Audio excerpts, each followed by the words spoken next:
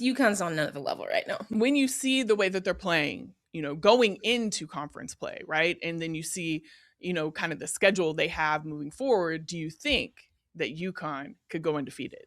We've seen that UConn historically has had multiple undefeated seasons, right? That's always a conversation around UConn.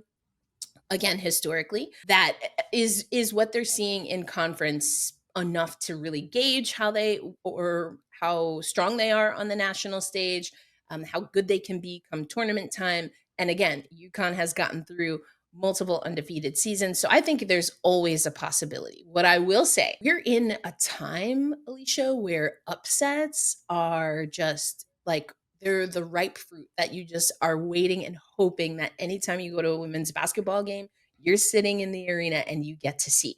So I do think that we're at a prime time for women's basketball. So while I always think there's a chance, and this is a scary good looking UConn team, we also know that the way they won a championship last season was through a lot of adversity. There's always a chance, but we are looking at some of the most phenomenal women's college basketball that we've seen. And these teams are not playing games. Like, they don't care what conference they're in. They don't care what their, record was last season. Anyone can really get it. I would look at that Iowa game, for example. I'm watching that game. I'm putting that on my list because they're going into that, just like any other team would when they play UConn, and just saying, like, we can do this. So they definitely have a chance, just like any other team has, to beat UConn. But yes, when you talk about UConn and you talk about that team that is out there right now, and just Gino in general as a coach, there's always a chance they could go undefeated.